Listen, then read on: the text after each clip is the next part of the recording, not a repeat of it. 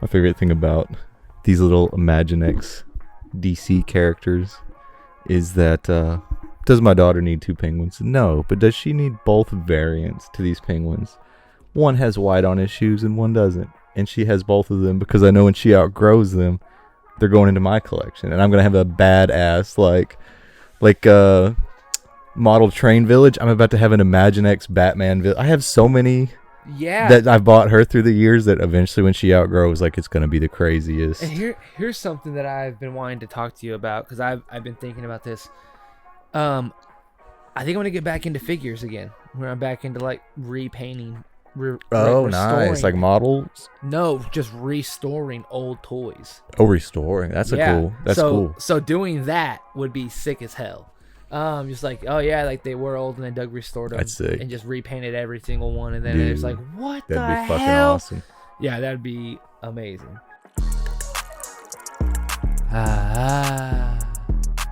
Hey, listen here, Way. The world ain't made for podcasts like us. You gotta have some type of stand-up, or you gotta have controversy. It's different for guys like us. We came from the ground. The Hinkleman wanted nothing to do with us, Ray, and look at us now. For guys like us, this is everything. Yep. We got a podcast, we got family, we got love. We out here in the woods. The world ain't been kind to the SMC boys, but we're finally back because the Penguin series has came to a close. Where were we? I love the morphed accent there. Ladies and gentlemen, welcome to the greatest podcast of all time, Saturday Morning Cartoons. I'm your host, Doug McDoubles, and next to me is the greatest co-host of all time, and my confidant, indeed, someone that will stick with me to the end, because my family will stay. That's my dog, all right? He gonna stay around every time. Raymond Furter II, how you doing, my friend? I feel like Mr. Miyagi because right as you said, how are you doing? I killed a fly with my foot on the floor. Oh, you killed that fly that was bothering me? I smashed the fuck out of that fly. Yes. Good. Yes, he bothered me all morning editing, and before that, my morning dump. Yeah. That fly's been the bane of my existence today. If it was still on your shoe, I would say let's like hold it up against the camera, like me holding your shoe. It's just a little wet spot, dude. That's what I'm talking about. Just hold it next to your shoe like the guys who killed Saddam. Oh, God. Jesus Christ. He's like, we got him. We pose like a middle-aged man that just caught a bass. I'm just like, like flexing real hard with the one arm. Your forearm's going off. Yeah. Yeah, dude. You don't get to pop off your veins as much, so you get to show it in that Facebook photo. Yes. I love it, dude. Oh, dude. Ladies and gentlemen, The Penguin has officially ended on HBO. It after has. one incredible season, after one farewell from Colin Farrell, after ups, downs, deaths, gore, a lot of Sopranos references. A lot of shit. And by golly, was that not some of the best DC content we've had, possibly ever? It was got me stuttering, bro. It was the best DC TV show we've ever gotten. Yeah. It was the best spin-off DC project we've ever gotten. Yep. It was the best, like, villain project we've ever gotten. It was the best child acting I've ever seen in a project in my life. Wow. Like, okay, you watch the Batman 1 and you say, wow, Colin Farrell's in there? That's crazy. And then you watch 8 goddamn episodes of Oswald Cobblepot, and there is not a fucking trace of Colin Farrell in there. No. It is insane how well he plays that role, dude. Beautiful. It is crazy. I finished it, and Mom called me because Mom watched it too, and she was like, you know what this reminds me of? So shout out to my mama. Shout out. Brendan Gleeson in Harry Potter Goblet of Fire. Brendan Gleeson played Mad-Eye Moody. Mad-Eye Moody, yeah. And his character is a complete tonal shift that you're like, that's fucking Brendan Gleeson? Because in real life, he is the sweetest and cheeriest man in the world. And fun fact, he auditioned for Hagrid in the first movie. Perfect casting. It's insane that you can go from that to that. Colin Farrell in SWAT to Colin Farrell in The Penguin, two completely different people. Wow. Yeah. I think you've seen the video of him talking after they wrapped, talking in Colin Farrell's voice in the suit. in full penguin makeup and suit. Yeah. It is a very eerie. It's uncanny. I don't do this. I will put the full video in right now. I have loved every minute of it, even when I wasn't loving it. And I just feel so grateful and humbled and blessed by being a part of this collective. But I won't miss the suit. And I won't miss the voice. Thanks, everyone. Thanks so much. It furthers how good he is in the role to see this little behind the scene clip and hear Colin talking. Yeah, dude. And not Oz talking. Absolutely. It fucked me up, dude. Yeah. Here's the thing. I love Colin Farrell in a lot of things. Mm-hmm. A lot. Bullseye and Daredevil, great. SWAT, come on, dude. He was an Irishman in Scrubs, in an episode of Scrubs, and it's like he knocks somebody out, like he shows up, he's like taking his buddy, you think, to the hospital. He's like, oh, are you his friend? He goes, no, I'm the guy that knocked him out. So JD and Turk are like, oh damn, like we have to report it to the police. And so by the time the police show up and the dude wakes up and he's like, oh no, dude, I'm so sorry, I shouldn't have said anything, blah blah blah, blah. I was like, it's my fault. And they make up, they're friends at the very, and Colin Farrell is just long-haired, goatee, just Irishman, and it is, it's a handsome devil. That's bro awesome. So him hearing the suit, like, I won't miss the suit, it's just oh my, and everyone's laughing and he's so ecstatic. Dude, yes. Beautiful, without a doubt, man. Beautiful. I loved it. It was so good. Yeah, it was it was there's a lot of trends lately, like Harley Quinn-esque, of taking villains and skewing them more toward anti-villain territory, or like more, showing sympathy for them. Yep. Right?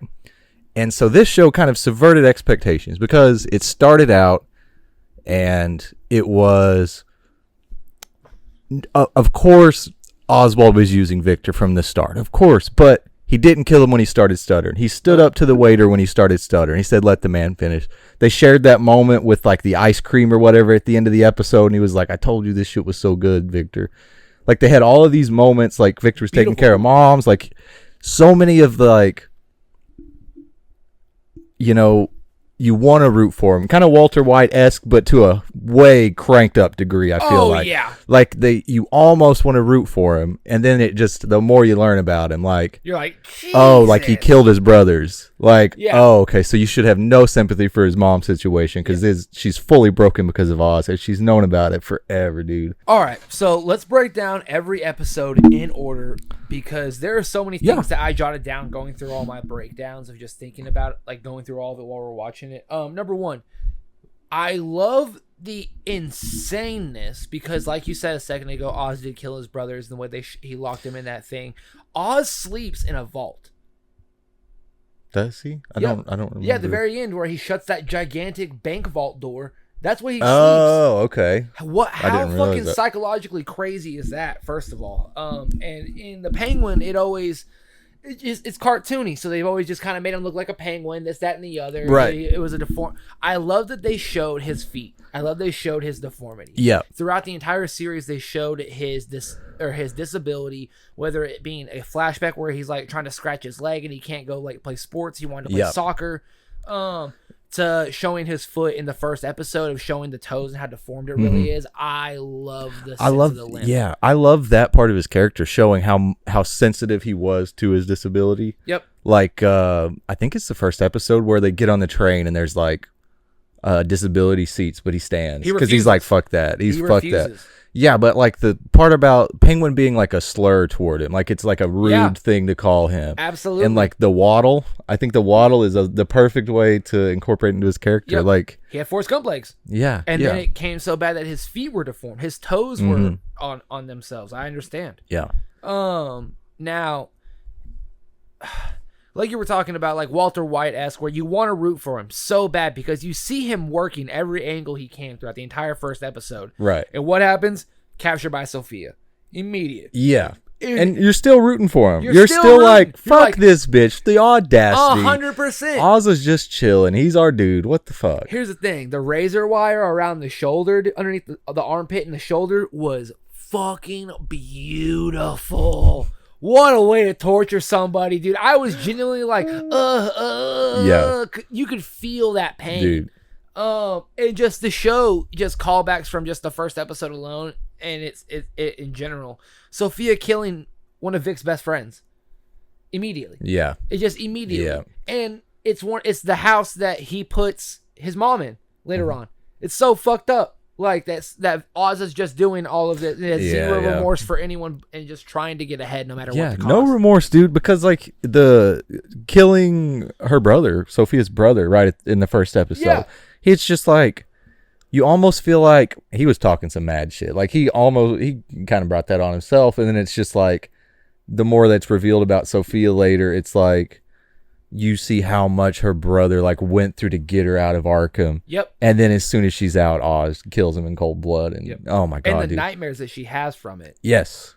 Which also kind of is a great way to end the first episode, because you're like, how the hell is he going to get out of this? And he just had the idea to be ruthless, and Vic was smart enough to just leave the finger, or take the finger. Yeah. Which is fucking great. Yeah. What a great Victor is essential from almost immediately. Almost exactly. Yep. Without a doubt. So now into episode 2, it shows a little bit more of Arkham and Sophia. Mm-hmm. Was that fucking Harley Quinn in the fucking beginning, dude? Because there's like a girl laughing and this, that, and the other, and people were like, "Oh my I don't even goodness, recall Harley Quinn," because I know that Matt Reeves was like, "Yeah, it's your 2 Batman," but fuck you, you already gave us a Riddler, a Penguin is already active with the Iceberg Lounge, a Barry Keoghan Joker. We've already seen Joker, so like Joker's in Arkham, right? And so Harley could, Harley's definitely, yeah.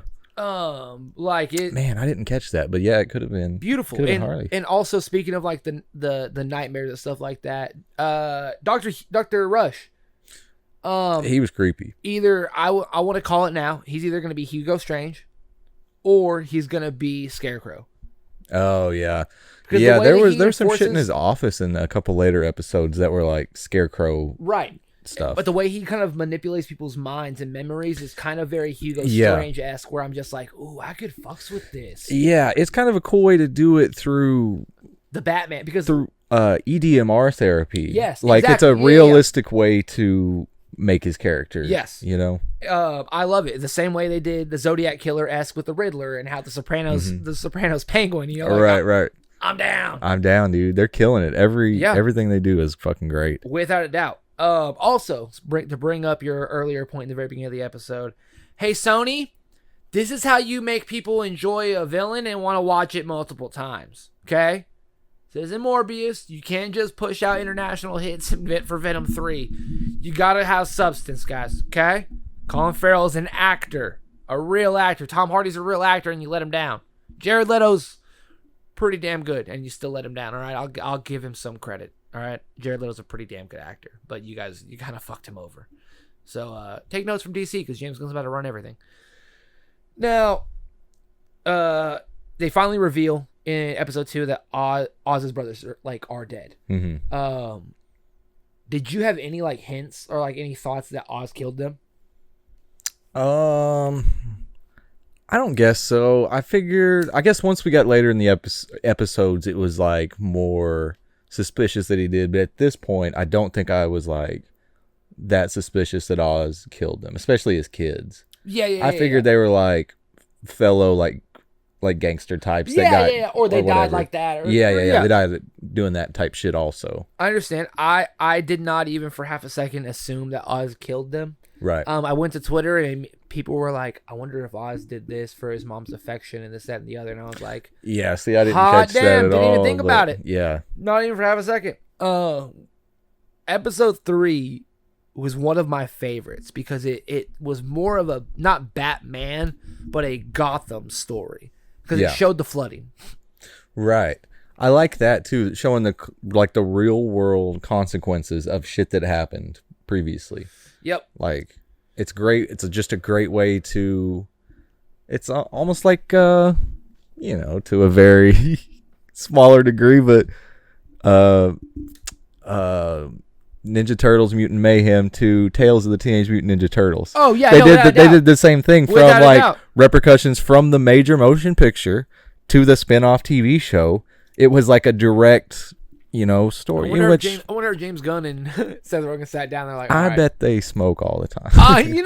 I bet Seth helped him get his dog because Seth is very is known for advocating for adoption and and animals and stuff like that. So, shout out Seth Rogen and James Gunn. Also, Tony Hawk, just for the hell of it. Oh, real quick, yeah. Shout out Tony Hawk. Tony was like, "Oh yeah, I don't think I'm gonna go compete in the 28 Olympic Games. I'll be 60." And then he was like, "Yeah, because I still have to go like try to make it to the Olympic Games." Yeah, I'm a great grandfather, dickhead. Oh, and it is the funniest shit that like, people on TikTok and Twitter were like, "No, dude, you could still. You make can do it. You can do it. You understand? You're Tony Hawk." Like that's like saying Michael Jordan couldn't average 10 in the league right now. You know what I mean? He could average 10 in the league. Come on. You know? Don't be ridiculous, Tony Hawk. You're widowy the Hawk man. You're the only person that could have a Rocket League and Rocket Power cameo. He literally had a Rocket League commercial. Was he in Rocket Power? Yeah, dude. They had a whole episode where they go to the birdhouse and no shit. And Otto just wants so that. hard to be try to find it. So they go through obstacle courses of different like a snowboarding thing. There's rollerblading. There's skateboarding. He finally meets Tony Hawk, voiced by Tony Hawk, and he's like, "Oh, what's up, Otto, man? I've been watching you guys on the trying to get into the birdhouse, man. This is awesome. Do you guys want to skate a little bit?" And that's how it ends. They're just skating with Tony Hawk at the end. Dude, put that on the list. I love the Lil Romeo. I love the Shaq showing up. I love that type of shit in Static Shock. Now, episode 3, I didn't really have a lot of notes for. It was just I enjoyed the Vic episode, the Vic-centric episode of seeing his family, seeing them pass. It was all very sad, and it made you understand his character. Right. It made you real attached to him, even if you weren't already. Yeah, especially with like the club scene where they're going to like the girls and Vic, they're all like distributing the drops and stuff like that, where he's like having the PTSD. Oh yeah. That's got to be nuts. Like realistically. Yeah. Like that poor fucking kid, man. Dude, I knew he was going to die at some point when he got his whole episode. Got the background and all. I was like, this kid is toast. He is not surviving this fucking season. I respect that. Yeah, his background was sad as shit though. I thought one of the gang members Sophia was gonna kill him. To be perfectly honest, I didn't think Vic was gonna survive either, or I thought Batman was gonna like stop him at the end, not Vic, but just stop Oz, and Vic was gonna go to jail with Oz, right?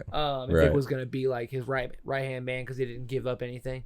Yeah, it is what it is. If fucking only, dude. Yeah, if only. Episode 4, one of the best episodes, the Sophia Falcone episode.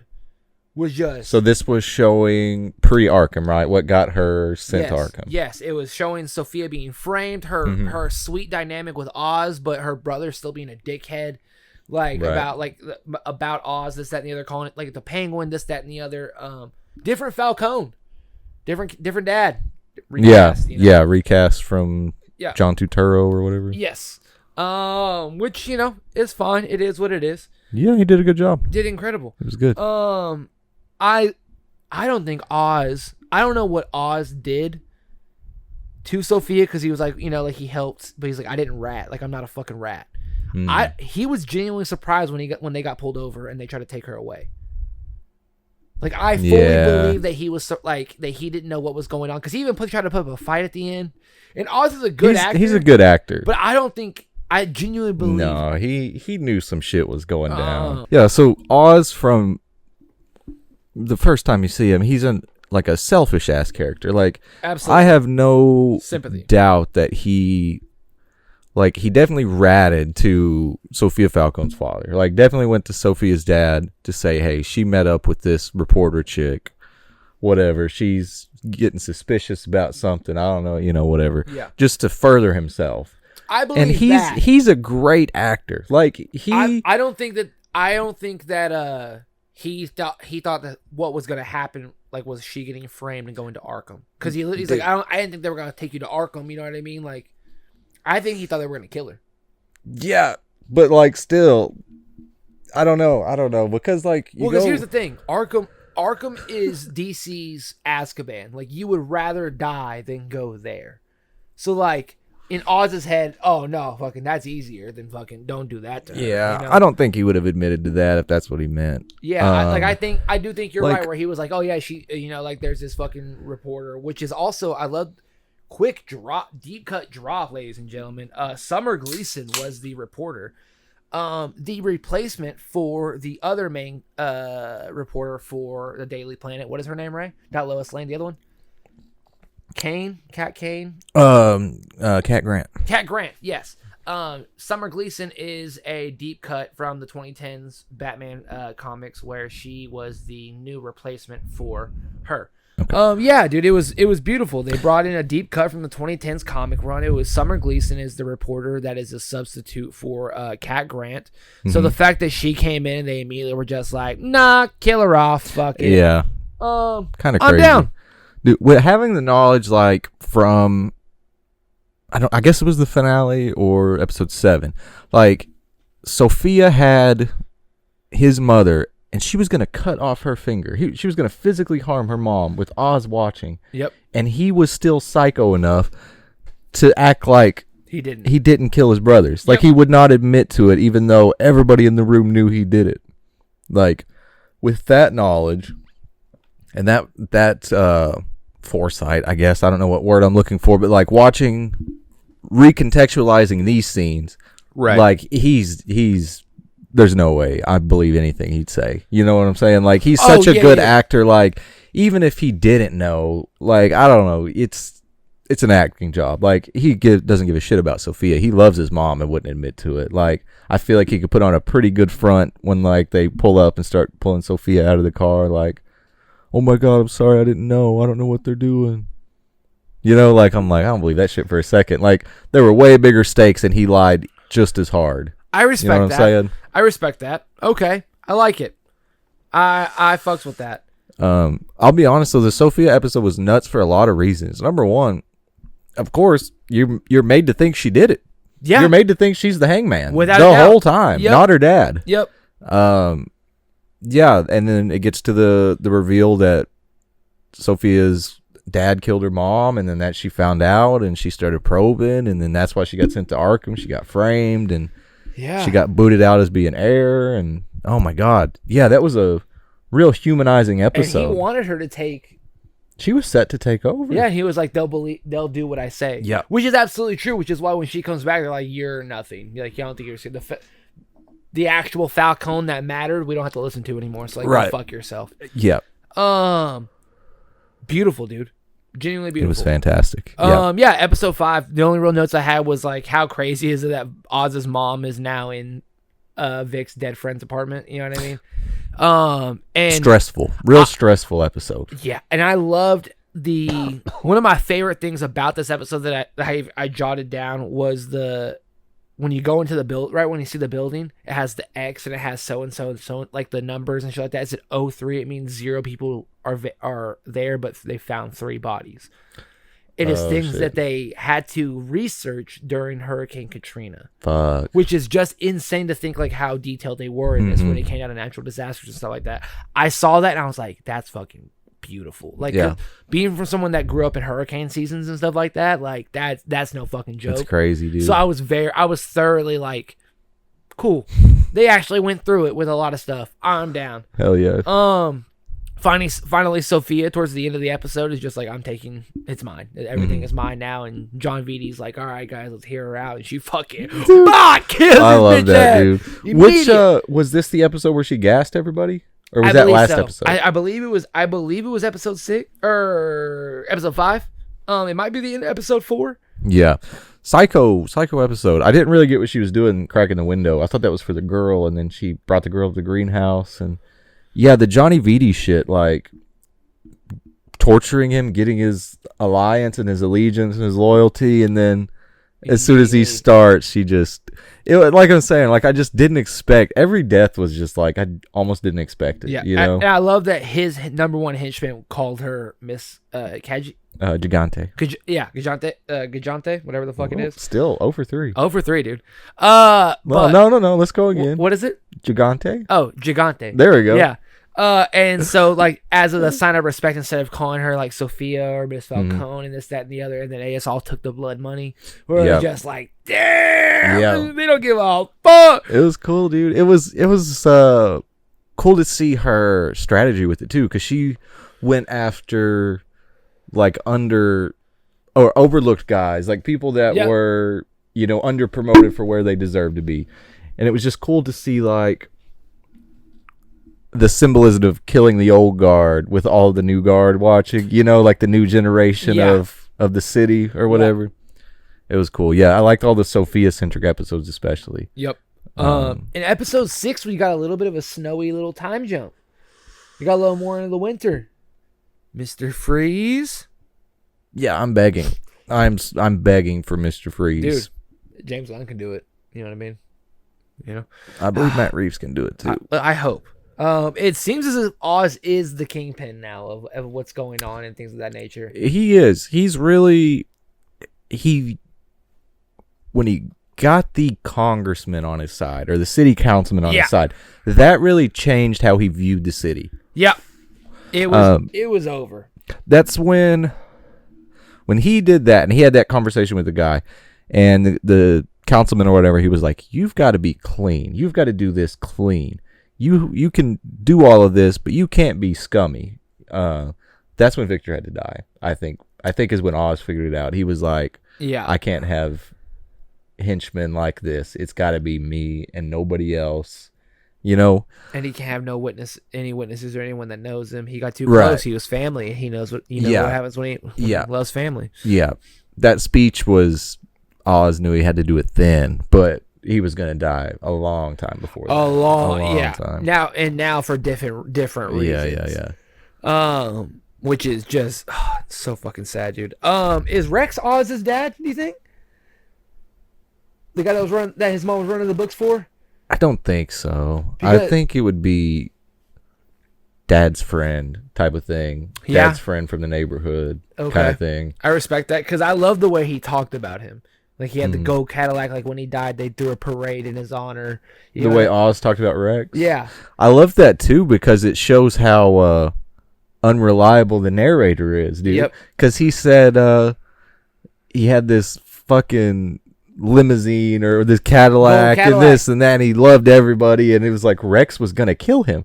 Rex hated Oz. Rex never liked Oz, and Oz idolized this guy. And never, Oz, this great judge of people, this great mastermind, this great kingpin, never knew that this guy hated him. Fucking despised him. I thought that was cool to see the unreliable narrator aspect of it thrown in there. Yeah. Also, Mr. Krabs versus Oz. Mr. Krabs versus Oz. And then having a heart attack.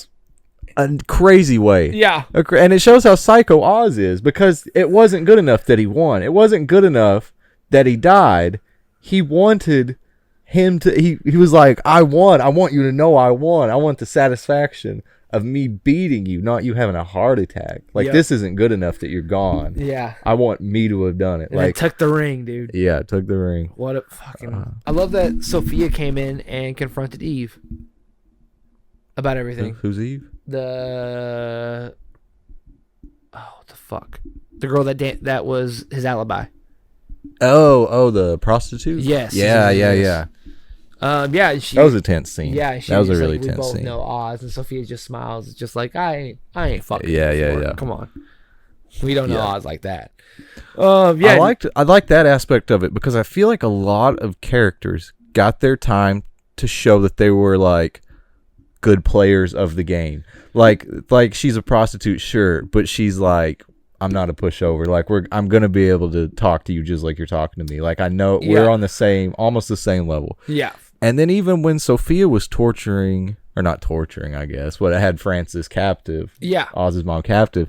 Even she had that moment of clarity, that lucidity moment where she was just like, fuck it. I mean, she was spitting bars at Sophia, dude. Oh, dude. She was character reading that bitch. She was going nuts on it. And then, had that little dementia moment and with her boys or whatever and snapped out of it. But for a minute, she was like, she was really had her moment there to, and I liked that a lot of characters really got to show like, I'm the fucking shit right now. Like, even if it was just a conversation and it was just a tense little conversation aspect of it, it was like I don't know. It was cool to see. To see a bunch of different characters get to show.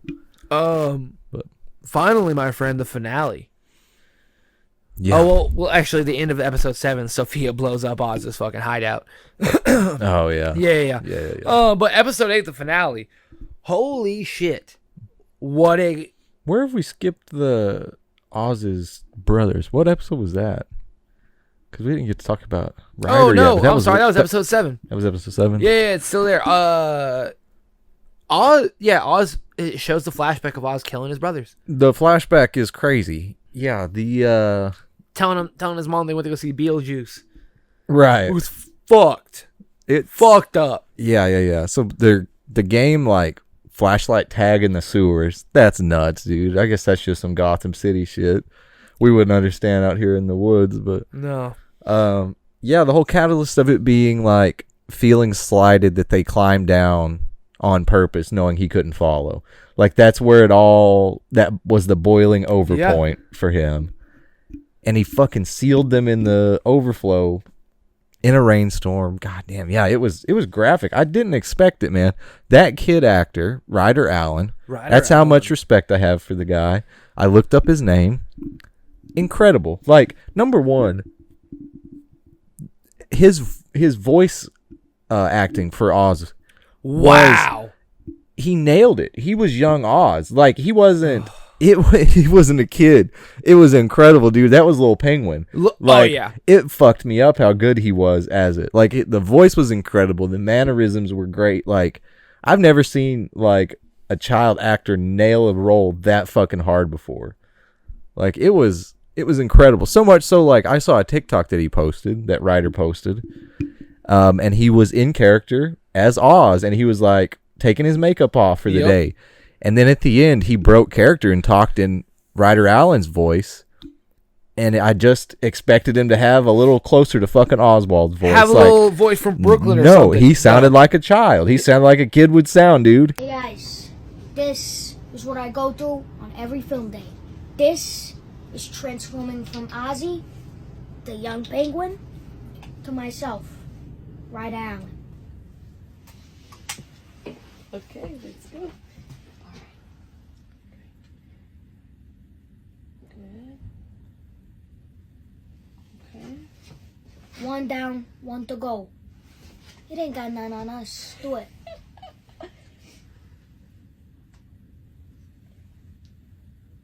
Look at that. Look One at and that. done. One and done. Now that the contact's out, we gotta do the makeup. Cut. Here we go on the makeup wipe. First, we gotta take off this ridiculous prosthetic mold. No, it's great. Crystal, all props to you. You're amazing.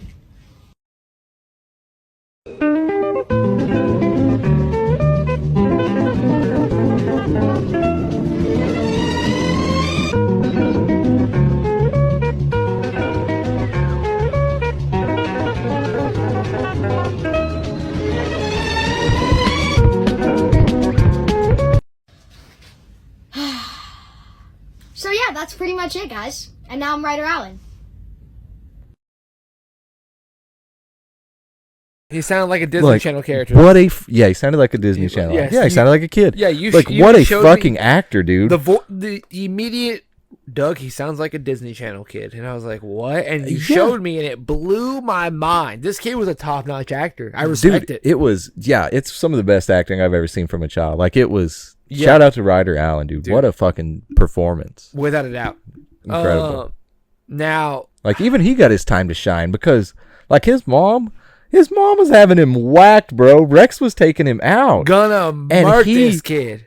From that moment, he locked in and he said, Mom, I got it. I'm going to take care of this. He locked in, dude, literally. Oh, man, he had his whole monologue moment. He had this whole time to fucking shine there. And, yeah, it was incredible fucking job from Ryder.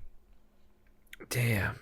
Especially just think about that TikTok, dude. I'll put it in somewhere here to play, but just going from the world ain't meant for guys like us to I'm Ryder Allen. Like, holy fuck, dude. What a performance. Like, Colin Farrell, of course you killed it. Sophia Falcone, what's her name? Couldn't tell you. Yeah, Sophia's character did great. Oswald did great. I mean, Oswald's mom was great. Like, Victor's acting was great. Because you know what? That guy doesn't have a stutter. That's crazy. No. That's crazy how good he did. He does not have a stutter. Yeah, but Ryder Allen, he did not get outshined, dude. He didn't get outshined. No. Like, he did as good as young Oz as Colin did as old Oz. Yes. Like, it was a fantastic fucking performance all around. Yep. Now, good shit. Into the finale, there was a lot of things that were that kind of closed on the chapters of the Penguin. Sophia, first of all, loses. She gets she gets fucking sent back to Arkham. Number 1, sent to Arkham, burns the house down, doesn't give a fuck, doesn't matter. Yeah, she's over it. She's moving on. Oz's mom is a fucking nutcase from that episode. She's a nutcase, man. Oz and She his got mother some demons. are both just gone. They deserve each other. Yeah. They deserve each other. It's insane that Oz was just like, oh, what, mom trying to put a hit out on me, you know, like, what the fuck? I still love my mom. She has a stroke and then it just becomes catatonic the entire time, and it's just like she's a vegetable. It's and extra fucked up. Yeah, so Oz has her in a room all by herself. Dude, and because specifically there is a moment, I think before Victor has to flee and take her to his friend's apartment, where she specifically says, if there's one thing I don't want, don't let them keep me alive as a vegetable. Like, there's a specific scene where she said, very crudely says, don't let them do this to me. And then the finale rolls around and she's in a penthouse in a catatonic state in this fucking hospital bed. And is there a tear roll down scene, or am I imagining that? Is there actually a tear scene? And he was like, I know, Mom's everything you ever wanted. Right. And it's just like, no, bitch, it's everything she doesn't want, dude. You're fucking evil for a multitude of levels. Jeez, dude. Oh, yeah. So evil, dude. And I love he does that after Vic dies. Like, yeah. He probably set her up there. Mm-hmm. Yeah, Vic took care of all that shit, man. Oh my God, dude. And then finally, Eve was dressed as his mom. One of the most fucked up scenes in at a very fucked up show. Like, one of the most fucked up scenes. Yeah. It was utterly nuts. And finally, creeped me out, dude. The post-credit scene-esque was finally Sophia Falcone got a letter. Yeah. Saying Selena Kyle was her half-sister. Yeah, that's dope. I'm excited to see that connection. Sick as fuck. We also got, of course, the bat signal. Oh, that's right. We did get the bat signal. That was the end, and then the post credit was Catwoman's thing. Yeah, it's exciting, dude. Like, the Victor death was sad as shit. Like, his speech, you just knew it was coming at some point. I thought he was gonna shoot him. I thought he was gonna shoot him. It was way more personal. Hearing Vic beg for mercy, please, and ask him why he's doing this while he's getting killed is just really extraordinarily sad. Like, you knew he wasn't going to survive this the second he showed up. Like, you expected him to die at any moment, without a doubt, at any moment, and he lasts until the end, and you're still waiting for him to die. You know he's going to die in this scene, and you think Oz is going to shoot him, and he fucking chokes him with 2 hands while he pegs. Like, it's just the worst way he could have done it, dude. Oh God, it just hurts still. We're like a month after the finale came out, and it's still, my stomach's in knots, dude. It genuinely fucking bothers me that this is what happened to our dog. Dude, I saw on a podcast, I can't remember his name, but Victor's actor, he said, I guess going into the filming, they really hadn't decided how he was going to die at the end. And Colin was in full Oz get up, and he was like, I think we figured it out. And he said, come sit by me. And then he just did the thing. He got him in the position, and Victor was like, I legitimately couldn't get out. It was something I couldn't get out from, just because of, he showed, it was the arm over the shoulder, and then he kind of got the position on him. He was like, there was actually genuinely no escape from it. Like, it was... oh, dude, my chest got so hot. Dude. Oh, fuck. It's just the next level. It's so personal, Colin dude. Farrell goes too method and kills the actor, dude. Oh, my God. Why is everyone filming this? Help me. The camera's already even on. Oh, go on. It's just him, both of them on set. He films it with a fucking GoPro. Man. Yeah. I filmed the scene. What do you mean you filmed the scene? Oh, fuck, dude. Yeah, Vic's death will stay in our minds and our hearts forever. And the thing is, it's never, ever going to get brought up again in the Reeves universe. That he's going to be such an insignificant part of the universe, and Batman 2 and any season 2 of Penguin, we will never, ever see Vic or hear from him again. Like, there will be no mention. He's just going to be a low-level goon, unnamed death on the street, dude. Like, that's the saddest part of it. Yep. Like, he set up Oz's fucking... Empire. He flipped all of the people that needed to be flipped in the other gangs and everything. He set up everything, took care of shit. and he gets choked out. But that is one of the best shows I think I've ever watched. It's a damn good show. Yeah, dude. I loved Peacemaker. I loved the Suicide Squad. Yep. John Cena as an actor is so damn good, and this show is 3 tiers above Peacemaker. Without a and doubt. Peacemaker used to be the best DC show ever made. Yep. Like, Yep. this show is just a level above everything else that has been made by DC. Yeah, you can't It's unreal. you can't beat it. It's unreal how good it was, man. Oh my goodness, dude. Ladies and gentlemen, that has been our entire recap of the entire Penguin series. Colin Farrell, bravo, my friend. Ryder, congratulations. You've genuinely impressed us. You deserve a lot of praise, my friend. Dog, hell of a series. Hell of a series. Hell of a series. Good ass show. Yep. Stay tuned for Creature Commandos coming out in a couple days. Superman comes out in a month. Superman comes out next year. James Gunn's on a tyranny, ladies and gentlemen. DC's about to take over. I have been Doug. He has been Ray. Thank you so much to the Penguin franchise for just carrying something good. Drink plenty of water. Please be safe. We'll see you guys next time. Hey, what happened? Why are those squiggles on the screen? Those are called end credits, Patrick. End credits? But I don't want it to end!